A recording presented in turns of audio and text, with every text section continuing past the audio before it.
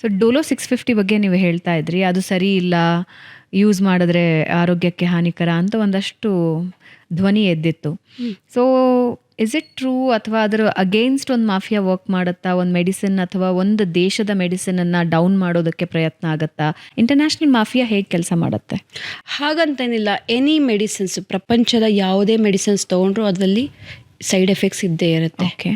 So ಯಾಕೆ ನಾವು ಈ ಪ್ರೊಸೀಜರ್ನ, ಡ್ರಗ್ ಡೆವಲಪ್ಮೆಂಟ್ ಪ್ರಾಸೆಸ್ ಏನಂತೀವೋ, first discovery of the molecule, ಆಮೇಲೆ ಒಂದು ಸೆಲ್ಸಲ್ಲಿ ಟೆಸ್ಟ್ ಮಾಡ್ತೀವಿ, ಆಮೇಲೆ ಆ್ಯನಿಮಲ್ಸ್, ಪ್ರಾಣಿಗಳ ಮೇಲೆ ಟೆಸ್ಟ್ ಮಾಡ್ತೀವಿ, ಆಮೇಲೆ ಆ ಕ್ಲಿನಿಕಲ್ ಸ್ಟಡಿಯಲ್ಲೂ ಫಸ್ಟು 20 ಜನ ಹೆಲ್ತಿ ಪೀಪಲ್ ಮೇಲೆ 20ರಿಂದ 10 ಜನ ಹೆಲ್ತಿ ಪೀಪಲ್ ಮೇಲೆ ಟೆಸ್ಟ್ ಮಾಡ್ತೀವಿ.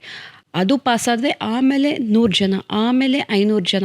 So there is a proper process. ಇದು ಸರಿ ಇಲ್ಲ ಅಂತ ಹೇಳೋಕ್ಕೆ ಸಾಧ್ಯ ಇಲ್ಲ. ವರ್ಷಾನುಗಟ್ಲೆಯಿಂದ it's a very successful drug or molecule.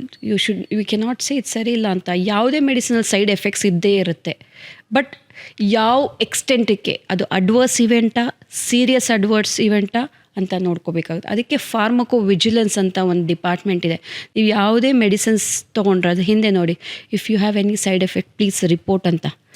ಆ ಫಾರ್ಮಲ್ಲಿ ತುಂಬ ಜನ ರಿಪೋರ್ಟ್ ಮಾಡಿದ್ರೆ ಅದು ಆ ಡೇಟಾ ಅವ್ರಿಗೆ ಹೋಗುತ್ತೆ. ಆ ಡೇಟಾನ ಅವರು ಗೌರ್ಮೆಂಟಿಗೆ ಸಬ್ಮಿಟ್ ಮಾಡಬೇಕು. Okay. It is not that easy. Okay. So Indian pharmaceutical companies main challenges ಏನು? So Indian pharmaceutical companies main challenge ಅಂದರೆ ಬೇರೆ ದೇಶಗಳಿಂದ ಟ್ರಸ್ಟ್ ಫ್ಯಾಕ್ಟರ್. ಓಕೆ, ಯಾಕೆ? ಹೊಸದೇನೋ ಮಾಲಿಕ್ಯೂಲ್ ಕ್ವಾಲಿಟಿ ಬಗ್ಗೆ ತುಂಬ ಮಿಸ್ಟ್ರಸ್ಟ್ ಇದೆ ಬೇರೆ ಕಂಟ್ರೀಸ್ಗಳಲ್ಲಿ.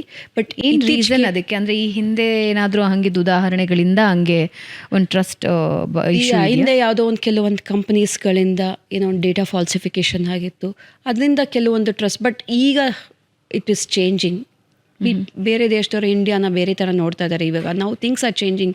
ಐ ಥಿಂಕ್ ದ ಮಿಲೇನಿಯಲ್ಸ್ ಅಥವಾ ಜೆನ್ಸಿ ಏನು ಹೇಳ್ತಾರೆ, they have change the entire picture ಅಂತ ಹೇಳೋಕ್ಕೆ ಇಷ್ಟಪಡ್ತೀವಿ. They are the quality wise we are improving a lot. Now people are looking at India. But ಮುಂಚೆ definitely it was there quality compromise ಮಾಡ್ತಾರೇನೋ ಅಂತ. Because ಇಲ್ಲಿ regulations ಎಲ್ಲ ಆವಾಗ ಸ್ವಲ್ಪ ಲೂಸ್ ಇತ್ತು. ಇವಾಗ everything they are making stringent, everything they are making digitalise.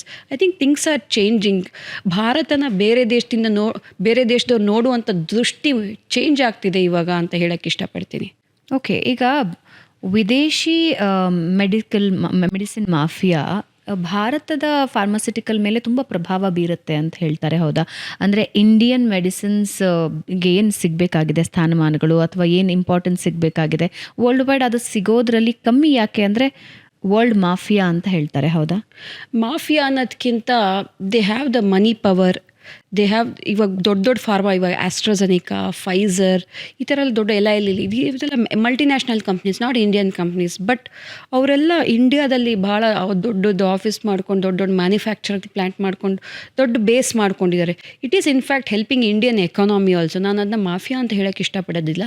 Indian ಎಕಾನಮಿಗೂ ಬೂಸ್ಟ್ ಮಾಡ್ತಿದ್ದಾರೆ. ಬಟ್ ಇಲ್ಲಿನೂ ಆಪರ್ಚುನಿಟಿ ಇದೆ, ಮಾಡ್ತಾ ಇಲ್ಲ ಅಷ್ಟೇ. ಇಲ್ಲಿನೂ R&D ರಿಸರ್ಚ್ ಮಾಡಿ, ನಿಮ್ಮದೇ ಒಂದು ಮಾಲಿಕ್ಯೂಲ್ ಮಾಡಿ, ಟ್ರಯಲ್ಸ್ ಪಾಸ್ ಮಾಡಿ, ಎಕ್ಸ್ಪೋರ್ಟ್ ಮಾಡಿ. ಬಟ್ ಇಲ್ಲಿ ಮಾಡ್ತಾ ಇಲ್ಲ. We are giving opportunity to everybody worldwide. So ಇಲ್ಲಿ ಆಪರ್ಚುನಿಟೀಸ್ ಇದೆ, ಬಳಸ್ಕೊಳ್ಳೋರಿಲ್ಲ ಅಂತ. ಗವರ್ಮೆಂಟ್ ಇಂದ ಸಪೋರ್ಟ್ ಬೇಕು, ಹ್ಯೂಜ್ ಫಂಡಿಂಗ್ ಬೇಕಾಗುತ್ತೆ.